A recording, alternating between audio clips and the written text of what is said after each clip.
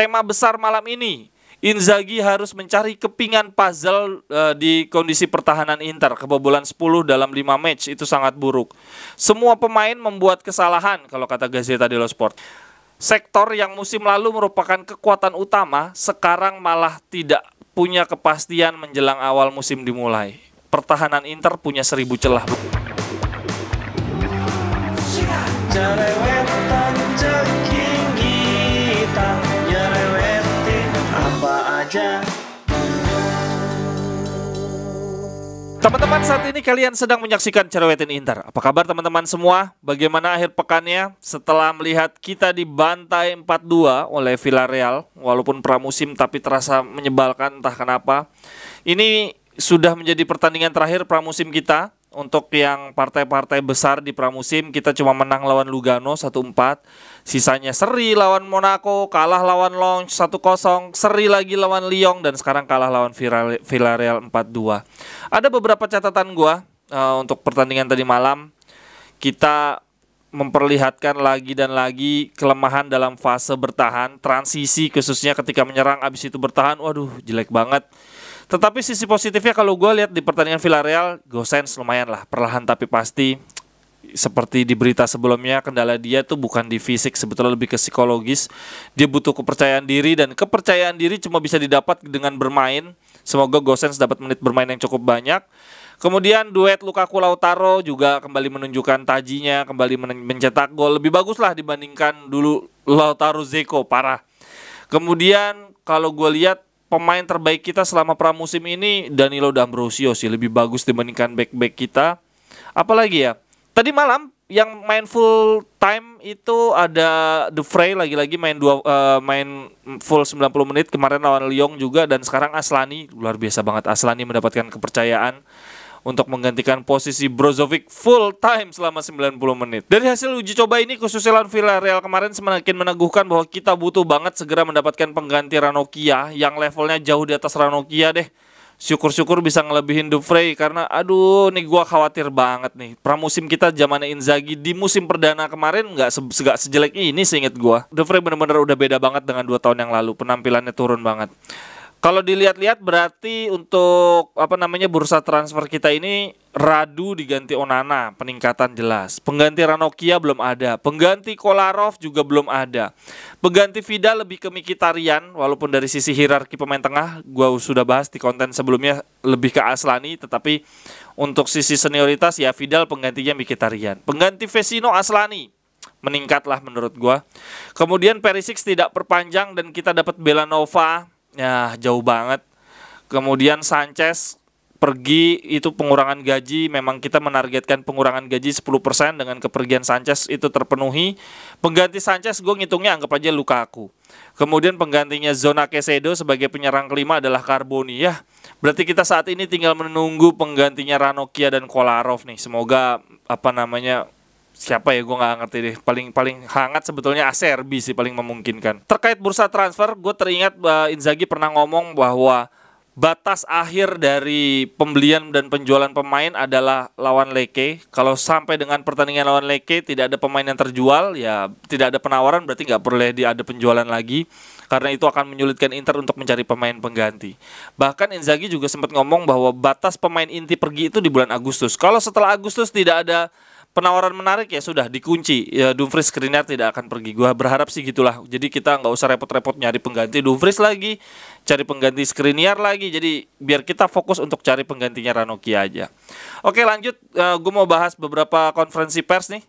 Pertama dari De Vrij, dia bilang bahwa kita masih melihat ada perjalanan panjang untuk mencapai kondisi optimal, khususnya di pergerakan tanpa bola. Kita harus terus bekerja keras, ini tidak cukup. Jadi De Vrij menyoroti bahwa pertandingan lawan Villarreal kemarin hal terburuknya adalah pergerakan tanpa bola. Kemudian De Vrij juga menambahkan kita tidak puas dengan hasil pramusim, terlalu banyak kebobolan.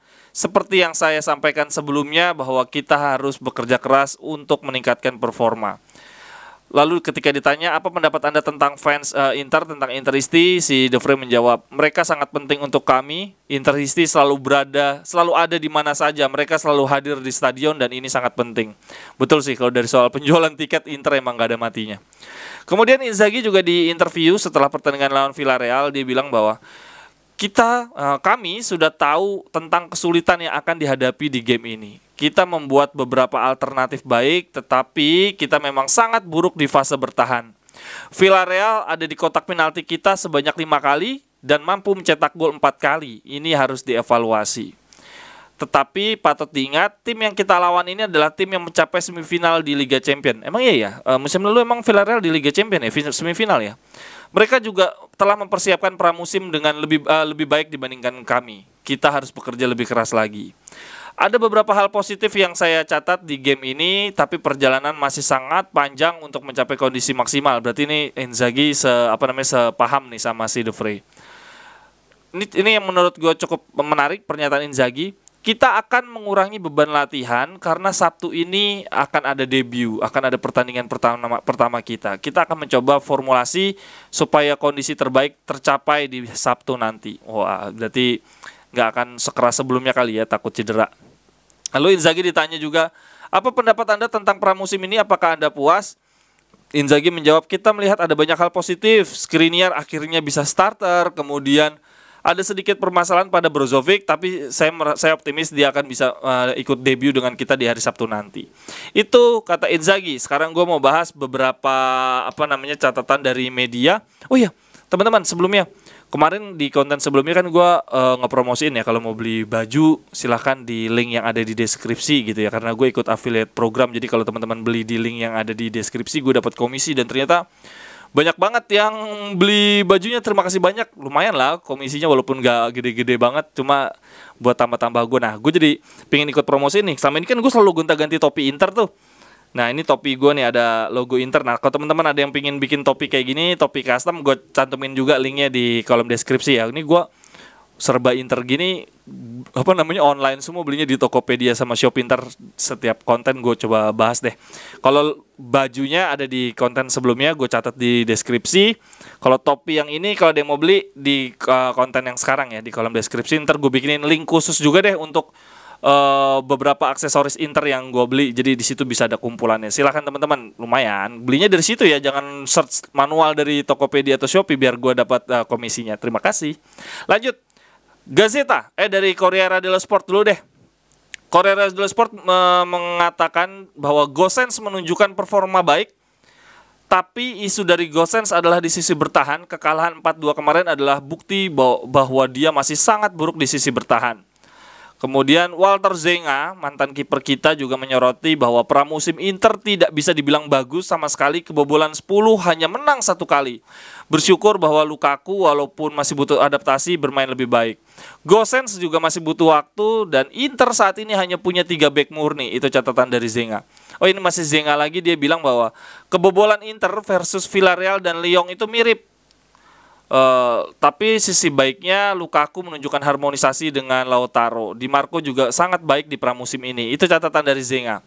Kemudian dari Gazzetta dello Sport, beritanya adalah hasil negatif di pramusim. Sebentar. Oh bukan, sorry. Ini yang paling utamanya dari headline-nya. Tema besar malam ini, Inzaghi harus mencari kepingan puzzle di kondisi pertahanan Inter. Kebobolan 10 dalam 5 match itu sangat buruk. Semua pemain membuat kesalahan, kalau kata Gazzetta dello Sport. Dumfries menempel terlalu ketat Padreza di gol yang pertama. Skriniar dibully di sepanjang pertandingan oleh Padreza juga. Handanovic bukannya tanpa celah, dan Bastoni terlihat kewalahan.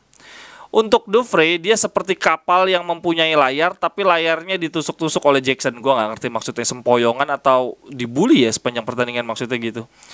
Sektor yang musim lalu merupakan kekuatan utama, sekarang malah tidak punya kepastian menjelang awal musim dimulai. Pertahanan Inter punya 1000 celah. Betul juga ya, bahwa Inter kan musim lalu terkenalnya di pertahanan ya, kuat banget. Ini malah menjelang musim dimulai malah kacau banget.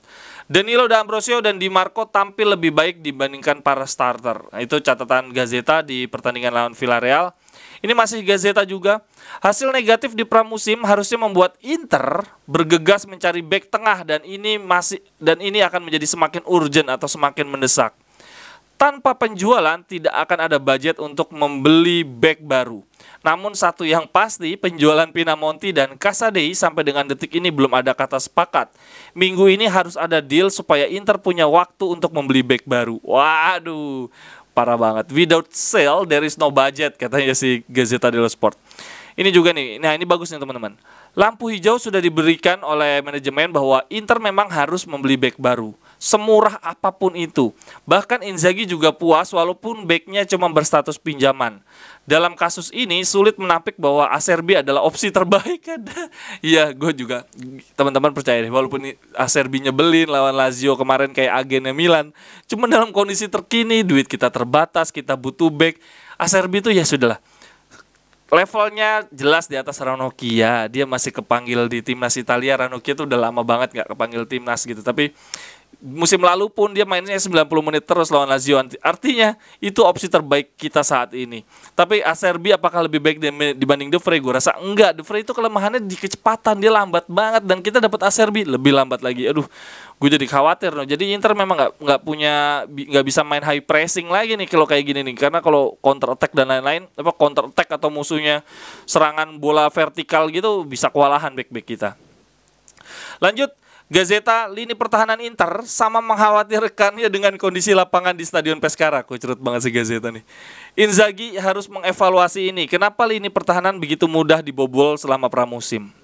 Kombinasi Lukaku Lautaro kembali cetak gol setelah lawan Lyon. Lautaro selalu menyulitkan pertahanan Villarreal dengan manuvernya, tetapi tidak ada shot on goal sama sekali. Inter masih kesulitan mencari formula supply bola yang ideal untuk Lukaku Lautaro. Oh iya, betul juga sih. Jadi permainannya nggak Inzaghi ball nih gara-gara Lukaku. Gue khawatir Inzaghi jadi ngubah beberapa skema dan malah jadi ambiar nih. Backnya jadi pertahanan kita jadi lebih kucrut, penyerangannya juga jadi nggak lebih tajam. Aduh, semoga ini ya, kita masih punya waktu seminggu, Inzaghi bisa menemukan formula terbaiknya. Dari Gazeta sudah tidak ada lagi, berarti sudah cukup untuk hari ini teman-teman. Silakan komentarnya, pramusim kita dari 1 sampai 10 menurut teman-teman nilainya berapa? Sektor apa yang paling mengkhawatirkan kalau menurut teman-teman? Kalau gua transisi bertahan dan kita harus mencari center back pelapisnya De Vrij sih. Itu udah urgent banget. Syukur-syukur dapat Milenkovic biar si De Vrij cadangan aja. Silakan teman-teman komentarnya. Oh ya, jangan lupa kalau mau beli jersey, beli topi, gunain link yang ada di kolom deskripsi ya biar gue dapat komisi. Sampai ketemu di cerewetan berikutnya. Bye bye, thank you.